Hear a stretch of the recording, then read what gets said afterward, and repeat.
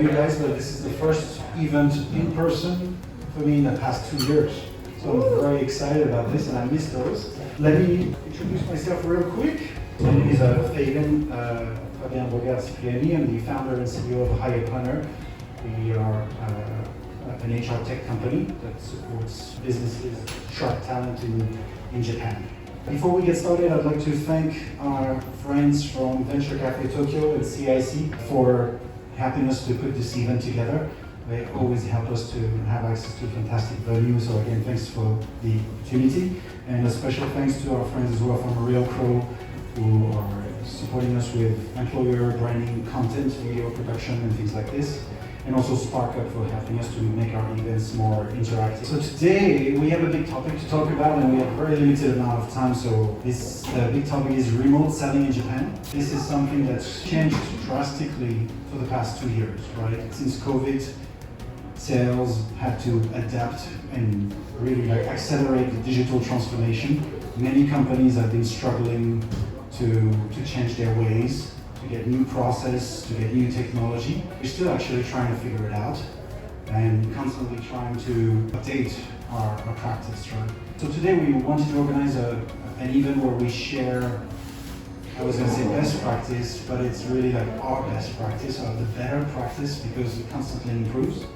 And today this is what we're going to try to do, and hopefully at the end of this event you'll get some new ideas from the panel or from the audience to be able to become better salespeople, better sales professional, and also offer more value to your customers. Big thanks to our panelists today and for making some time and for also joining us today. I'd like to introduce, so please give me a round of applause as well for Evan Burkosky, who leads the sales team at Meltwater. He's an expert in B2B SaaS sales, digital transformation, and also early stage startups. Thank you very much, Evan, for making some time for us today. Also, I'd like to introduce you to Kaido Chiwata, who is the country head for REMO, an online networking platform, and Kaido-san is an expert in SaaS sales and also fintech consulting. Thank you. There you go. Sorry, thank you. And I'd like to also introduce David Clement, who is head of sales for Edgecast. Actually, it's a new company starting, new company name from tomorrow, right? So previously worked for companies like Oracle, Cisco, and also Kyoto Sushi. So big round of applause. Thank you. Thank you all for making some time today. So clearly finding qualified leads and getting more meetings seems to be the biggest pain point for the majority of people. So why don't we start with those 2 points here.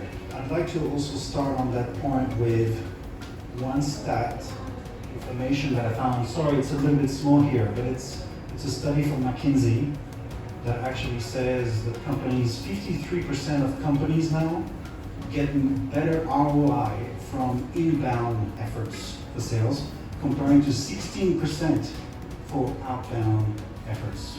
Kaido-san, would you like to tell us, do you believe more in inbound or outbound approach? And if you could tell us a little bit more about why. Yeah. Absolutely. I'm more an inbound believer, especially maybe because I'm in the world of SaaS and the product I'm selling, REMO, the product price range is around $400 to about, well, it can go up to $10K US, but considering the price range of the product, in a lot of cases our clients just purchase them self-serve. So in that sense, I think inbound plays a strong role in our product. And when it comes to inbound, I think a lot of the sales reps, I believe a lot of people here are more sales-related people. So it's more about collaborating with the marketing members you got. And I think the strength salespeople got is they know about their clients the best in the company, that they do have like direct conversations with them. So sharing your marketing members the best feedback and plans on how and who are your customers are, I think would be the important thing. Can you maybe give us some examples of inbound techniques that work for you? Oh yeah, absolutely. Well, it's kind of like advertising my own product, but at REMO we do webinars every week, product demos every week. But the good thing about using REMO to do that product demo is, I think we had joined more single directional webinars previously, but using REMO, it's more of a virtual venue that you can do presentations, but also break up into small groups of people and speak directly with those attendees. So yeah, I think doing webinars and figuring out how you can scale and meet a lot of people at the same time is the strongest key I got in that sense. Thank you. What about you, Evan? Is your company right now, Meltwater, focusing more on inbound as well, or you actually focus more on the outbound? And if you can tell us also what works at the moment, which strategy do you use the most? Outbound works, and I'm shocked by it. And I never would have believed that it works during the pandemic. For context, I'm the sales director at Meltwater, and 90% of our revenue is driven by outbound sales, and traditionally always has been. But I've only been a sales director here for 8 months. Prior to that, I worked at several tech startups, mid to medium-sized companies that I had founded or was bringing to the Japanese market. And even before the pandemic, I didn't really believe that outbound, like cold calling, was effective. I didn't think it really worked well in the Japanese market. There are a lot of reasons for that. Culturally, it's very difficult. I think sales gets a negative perception, and a lot of the materials, a lot of the thought leadership over the past 5, even going on 10 years now, has been focused more on growth strategies and how it's so important to build a growth engine, which essentially is inbound sales driven by marketing activities. So good content creation, SEO, having very happy customers who write reviews and generate referrals, much like the keyword map that we saw here. And I believed in all of that, but when I had the opportunity to take on this position, I thought this is a unique challenge. Here's a company that for 21 years has built growth all over the world entirely, or for the most part with outbound, and done that in Japan for, 14 years now in Japan? Yeah, so I didn't believe that would work until I joined the company and saw how it was done, and was tasked with rebuilding a team to follow this outbound template that was used globally, because the team had been vastly disrupted by the pandemic. And I think a lot of maybe former team members were skeptics about whether this would work or not. But it does. And in the 2 quarters that I've been rebuilding this team, we've started almost from 0 and built it up to 8 people now. And I can't share revenue numbers, but the growth has been considerable. For a company our size, the impact that it's making on revenue has consistently, month over month, increased at a level that was really surprising. So it's made me a real believer in the outbound process. But I will quantify that by saying I still don't believe in cold calling. I believe much more in warm calling, which is using a whole toolkit of tactics and the overall strategies to try and have some awareness before you make that first call. I think we'll talk about that a little bit more throughout this evening. But yeah, to sum it all up, about 90% outbound in this current position. So basically, you do believe, or you've been proven that warm call works in Japan, and obviously, I'm sure some of you also wonder, it's been harder to get access to the phone numbers as well, right? Because before you used to have the office number, and yes, you had some gatekeepers, but you had the office number and you could figure out a way to talk to the person in charge. But now, because everybody's working remotely, right, you actually need their direct Keitai number, right? So do you have anything that you feel comfortable sharing on how you can find those right kind of contact details and the right stakeholder, right? Like the decision maker, let's say.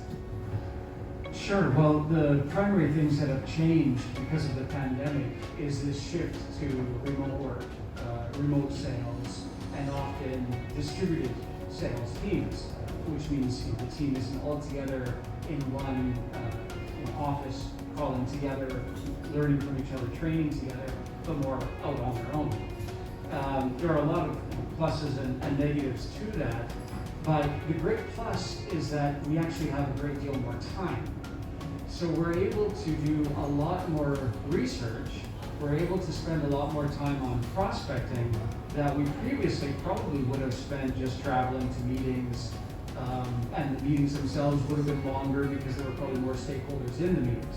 So the ability to apply that extra time to research means that you often can actually find direct numbers, or you can often find or develop strategies so that the conversation is a little bit warm and it's not necessarily a gatekeeper that you're talking to, but a stakeholder or a decision maker who's willing to make an introduction to someone. So it's not entirely cold, you're actually calling to a number that's been shared with you intentionally. This extra time actually allows us to really widen the top of the funnel when it comes to the outbound process. So the next problem is actually not so much that it's difficult to qualify and or find leads. It's more that it's very difficult to convert them through the rest of the funnel. And I think it's true even in the inbound process, because people have more time to attend webinars and engage with marketing content, we actually have more people, more engagement at the top of the funnel, but then less ability to develop the necessary relationships to move them through the rest of the funnel. So I think, in summary, it's actually the same for inbound and outbound. The problem with remote selling now is more the relationship development component and getting stakeholder alignment so that you can actually move deals through to close. I'm sorry if I jumped ahead in topics. What about you, David? Inbound or outbound or both? One of each, please. Well, I agree with Evan that 90% in my B2B big ticket enterprise sales, it's more like 99% outbound, right? But not cold calling outbound. It's the niche that we have is very small. The buyers are going to be CTOs, CIOs, or CISOs. There are people that have a lot of money and make a decision every 10 years. So you've got these large sales cycles that take a lot of complexity. And managing that outbound experience is new. But I also agree with Kaido-san that inbound is the holy grail, right? The internet is supposed to change the way we work, live, learn, and play, right? And we're supposed to never have to call an unqualified prospect because they'd be inquiring on search engine optimization. They're already pre-qualified by the time they dial us in. That was like the George Jetsons, right? This perfect world, perfect, immediate, and free. I believe it's out there, and maybe REMO can deliver on that. But right now, for me, it's still 99.9 now. And my new job as the head of sales for HEO, it's smaller tickets, I mean really small. We charge 0.007 cents per gigabyte, right? But gigabytes add up, right? So Disney Plus and Discovery Plus and FIFA and PayPal are our customers, and so it adds up to $25 million tickets and things of that nature. So it's the people who buy content distribution and web application firewalls, kind of few. They're a narrow target that you're looking for, and so getting those inbounds is not impossible. It's not impossible, but it really needs to be addressed. So we do a lot of work with webinars. We used to go to Tenjikais. Did you guys ever go to Makahari? Tenjikais, always huge events, wonderful. And people walk around and they'll stop by your booth you spent some money on, and it's pretty, right? And you got a business card and you can follow up on it, and they voted with their feet to come to Makahari and visit your booth. That doesn't happen anymore in the new world. So we revert to webinars. Right? Hopefully has some good content and something that's interesting and something that's going to get people.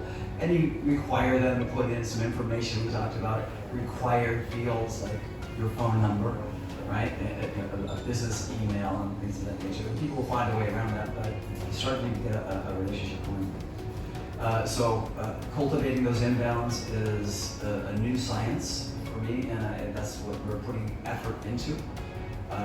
The Tenji guys, I think, are coming back. They're going to come back someday, right? But the other tactic we used to use on enterprise sales is bringing the customers to your headquarters, right? Bring dog and pony show and bring everyone there and meet the president, right? And Larry Ellison is always fun to talk to, but you never know what you're going to get because sometimes they're not the old man. And pisses off your customer more than building relationships.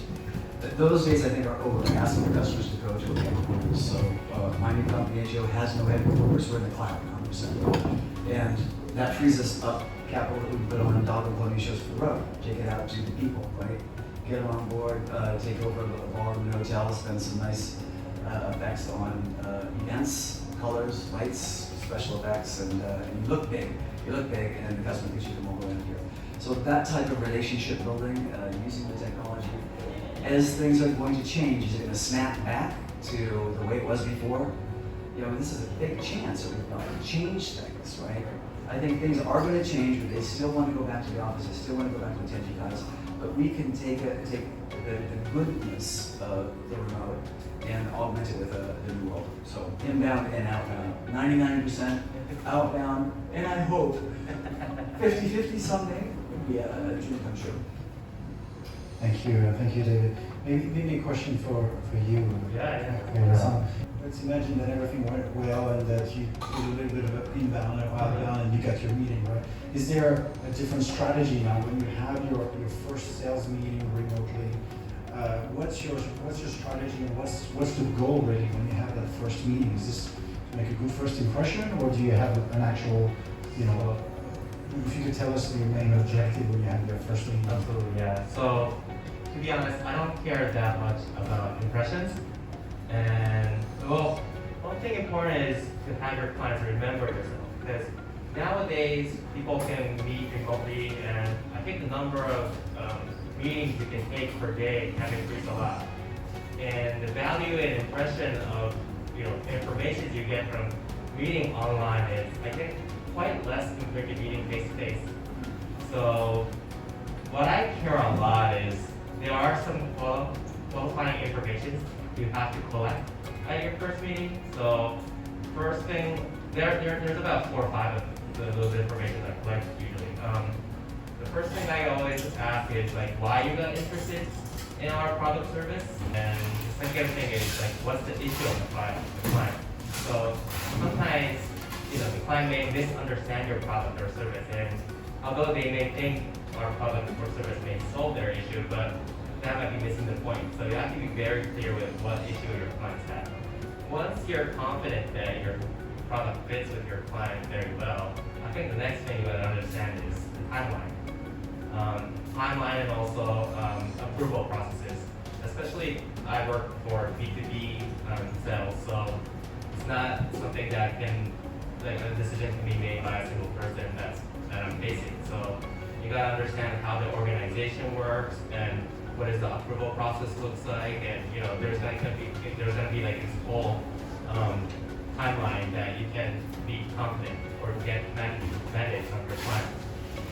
So once you collected those information, now you will be able to understand the priority of that deal, especially in a SaaS product like REMO. The unit price is not expensive, so you have to be very careful on how much cost you get per deal. Customer acquisition cost per deal is very important in that sense. So I guess that's kind of the things I keep in mind.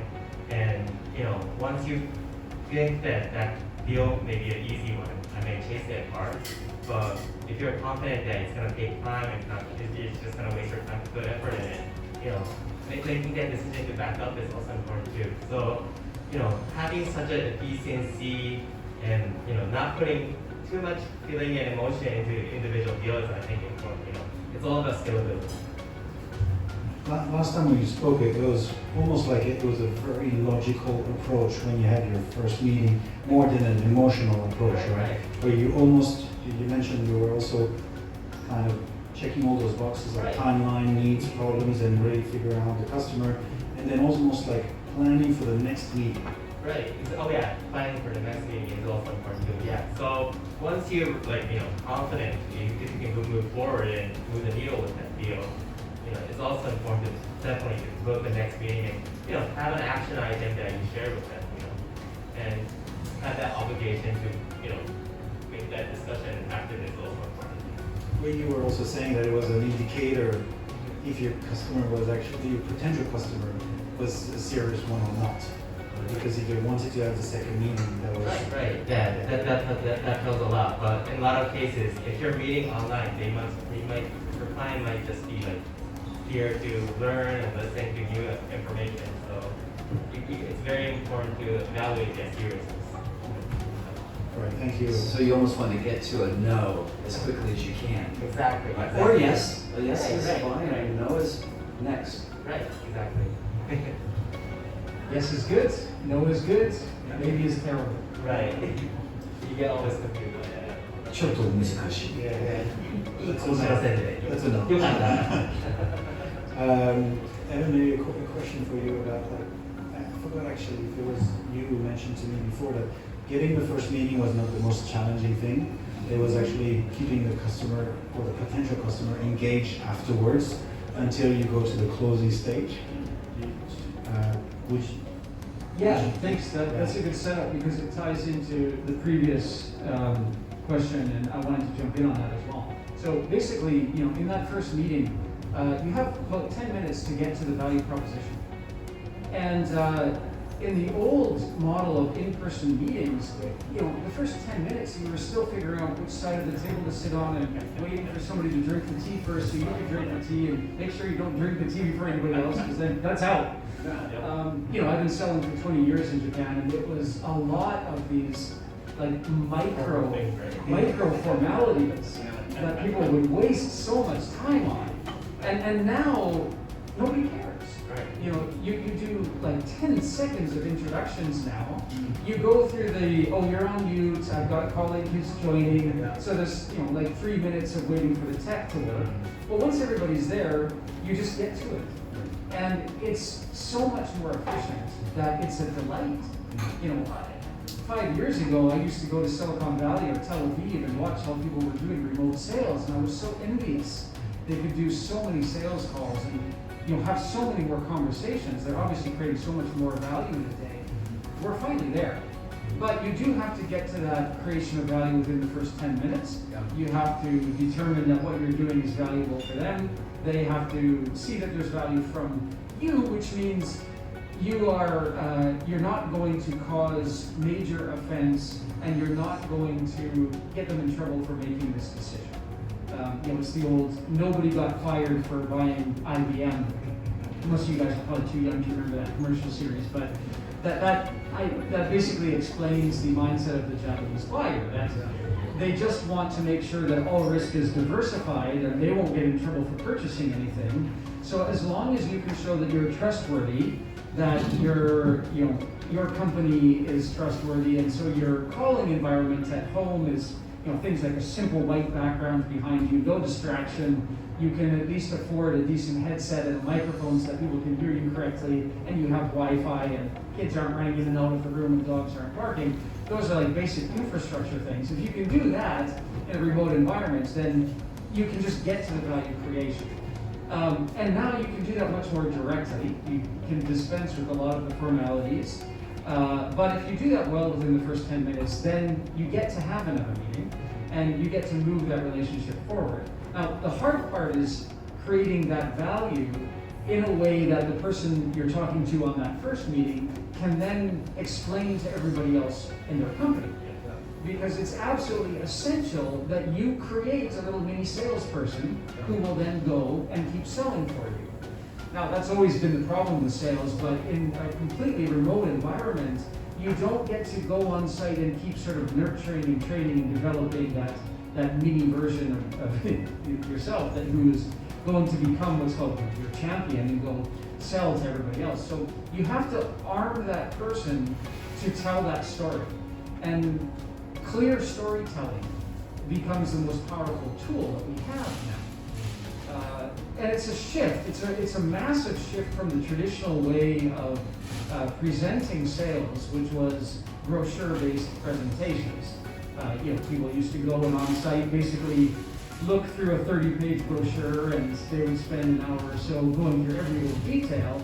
And that's what the buyer wanted, because they were able to check off every potential question that every skeptic in their company might have.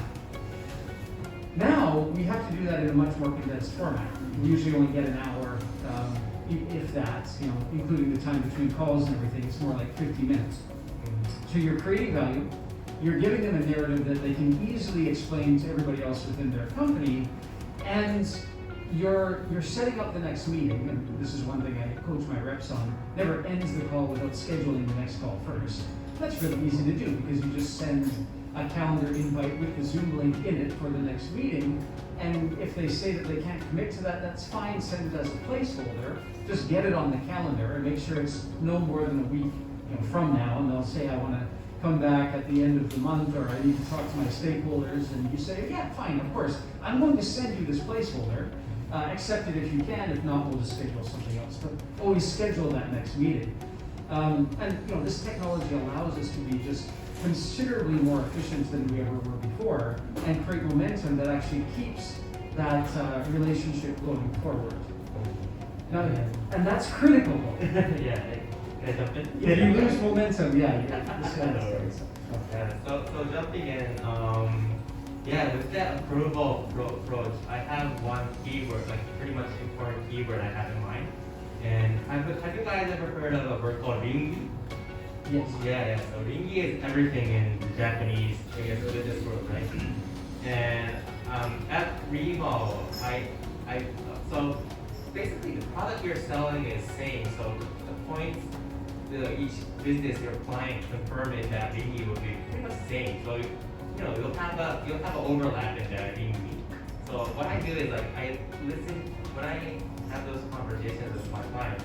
I ask about what kind of format your ringi is in, or what kind of approvers you got in your company. And once you're very clear with that, you kind of be able to imagine what kind of format that ringi document is. So I just kind of prepare ringi format document for my client, just hand it out, and that may actually make the business very efficient on my end, especially on this remote working environment, because I could just listen to them and find those information, create it, and send that by email afterwards, and that's it. I get that approval and mandate. So the probably the most powerful tool that we have is to guide them in that ringi show creation process. that's right. And we weren't able to do that prior to this remote selling environment, because it would be too forward, right? But now we can, because everything's disrupted. We have the ability to kind of hack some of these systems. So, and for context, I'm sorry, I jumped in and said I knew what a ringi show is. Maybe not everybody does, but it's basically a stakeholder alignment document. So there's a purchasing approval process, or there's a proposal, or there's an estimate or something, and all stakeholders sign off on that, usually physically with a so that everybody shares risk and no one person takes any risk, and it allows things to go forward harmoniously.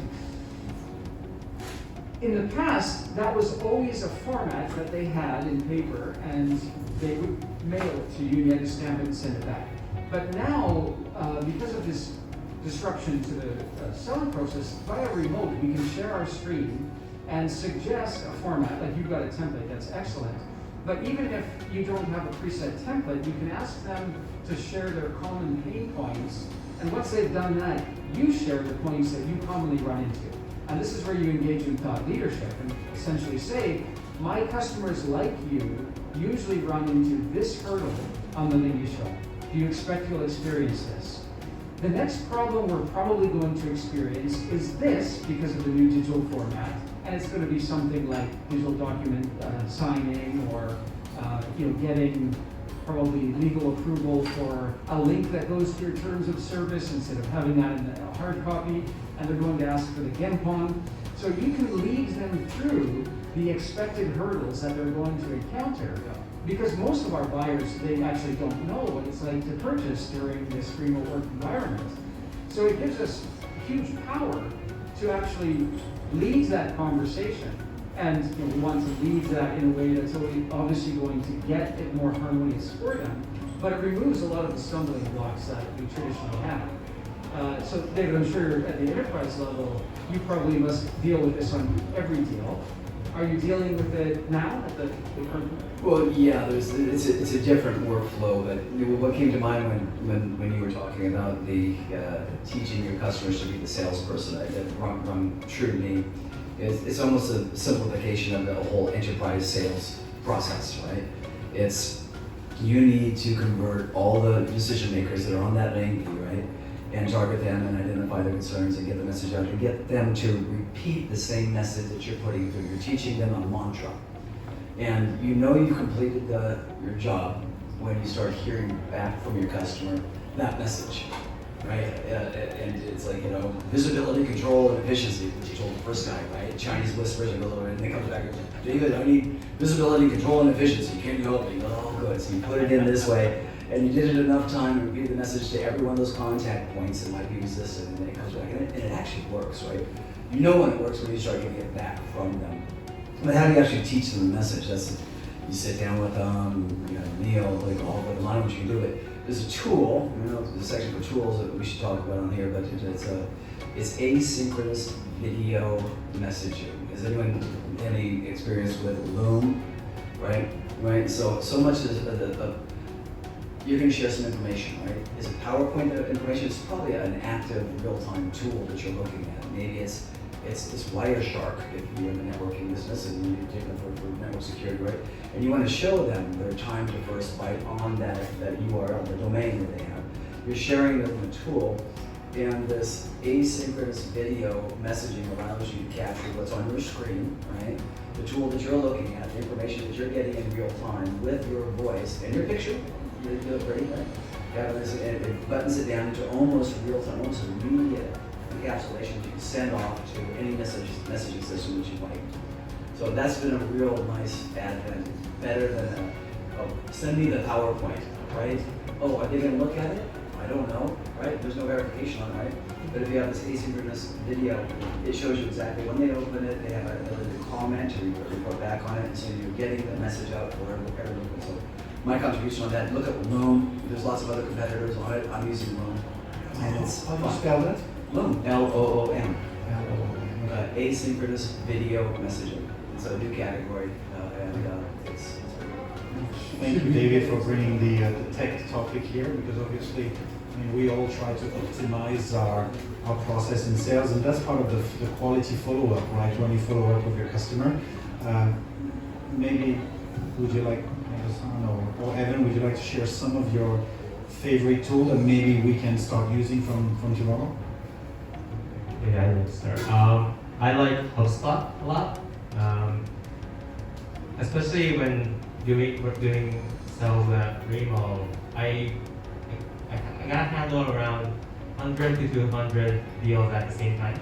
Oh, can you explain what HubSpot is for some of us? So HubSpot is actually basically a customer relationship management tool.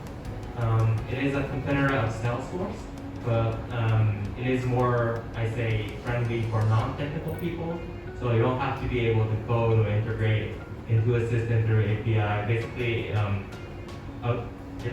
it's more like no-code Salesforce that non-technical people can use. And the good thing about HubSpot is they have a marketing automation tool, a sales tool, and a customer success tool on the same platform. So you'll be able to visualize the whole customer journey of a client when they first know your brand, and the discussions they have even after they converted and stuff. So it is a very flexible tool, and you may need some skills to get used to it. But once you get used to it, you'll be able to handle like hundreds of leads at the same time, and you'll find that efficiency and rules to actually handle numerous clients at the same time. It's a pure competitor to Salesforce, or is it? It is a pure competitor to Salesforce, yes. HubSpot is good as well because you know when people open your mails, when they check, when they click, you can get a lot of information. Yes, it also has that verification of the activities happening. Tracking sales performance and all those kind of things. Evan? I think going back to our survey results, we actually had a higher number of people who are selling at the medium, so small and medium-sized enterprise, than enterprise. So maybe I'll start with like the minimum basics for your sales tech stack, and then you can build up on there and you'll kind of build up towards the dream tech stack that you need for enterprise. So I guess starting with just what you need if you're by yourself. Obviously you need a good email solution. You need a good calling solution, and you probably want your calls to be tracked. So you could use some kind of voice over internet protocols system that allows you to track your connect rates, how long those calls are connecting, and the type of call that you're getting, whether it was going to answering machine or not. If you're doing an outbound process, that's pretty essential. I've used something called Fuse, F-U-Z-E, and it's satisfactory. Sorry if there are Fuse shareholders or stakeholders in the room. Obviously for email, you also want the ability to track connect rates, open rates, and bounce rates. So you can start with Gmail, free tool, and then add something like Mixmax. There are a couple of others, I can't remember the names of them right now, but Mixmax is a good one because it tracks your open rates, and it just lets you know if people are actually responding to the emails that you're sending out. Now this allows you to start building a data-driven sales process. So you're tracking how many of your emails are getting opened, how many of your calls are getting answered, when they're getting opened, and allows you to start adjusting the time that you're sending those emails or making those calls. Now you can go into the next step after that, which is, obviously you don't want to just have to do an audio call every time, especially if you have a product. If you have something that has any complexity to it at all, you have to show what it looks like. So you probably need Zoom, which I'm sure everybody's familiar with by now. It integrates with the G Suite, which is Gmail and Google Calendar. So you can connect it via your Chrome browser. So when you send a calendar invite, you can have a Zoom link in there, and people click on that link, and then they can easily join the meeting. And then you probably want to have all of that recorded so you can refer back to it. And as you move up into maybe not just working by yourself in this sales process, but having people you need to manage, you probably want to be able to analyze those calls. And I would say the sales manager's absolute, hands down, best friend of probably the past decade is a tool called Gong, Gong.io, because it provides AI-enabled coaching insights on recorded calls. So whether that's an audio call or whether that is a Zoom demo that you've done, it records the entire call. It uses natural language processing to process everything that was said.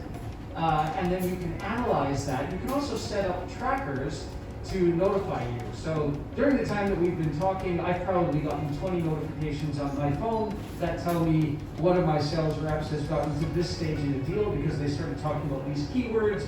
Another has gotten to this stage because they're talking about this. And those notifications let me know whether it's time to jump in and really pay attention to those deals and help with coaching.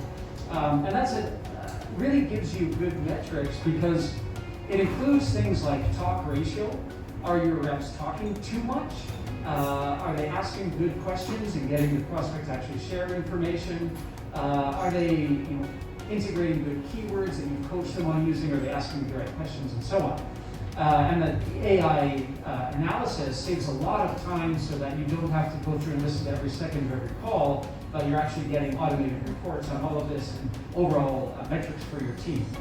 I would say the next thing that you need after that is probably a marketing automation system that we talked about there, because if you want a little bit of the inbound mix, you want that ability to create attractive content that people are going to click on, download, probably put their email in or maybe their phone number in order to get, but you also want the ability to automate your follow-up with that. So if somebody has downloaded this PDF, say 3 days from now, you send them an invite to come and listen to you speak in person, like we're doing right now, or invite them to a webinar or something like that. And because, especially at the smaller team level, all of this is, huge and time intensive. If you just set up the initial flows and automate it, then it makes the process much more efficient.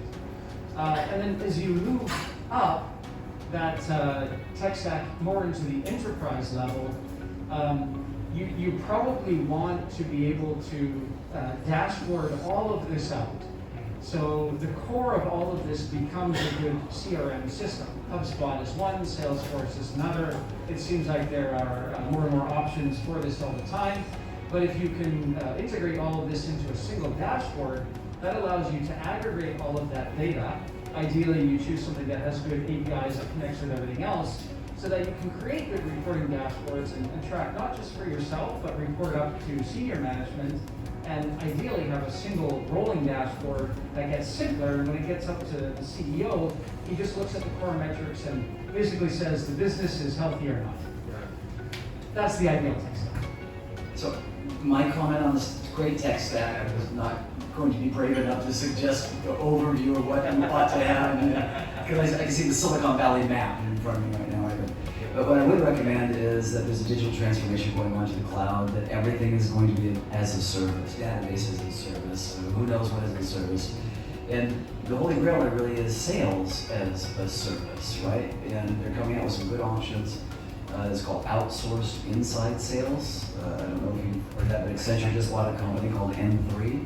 N3 is one that we use, and they have 125 sellers in Japan. And if your product is easy enough to standardize, right, and you can optimize the whole sales cycle, you need the language skills, you need some industry certification skills, everything you put on a job description, right?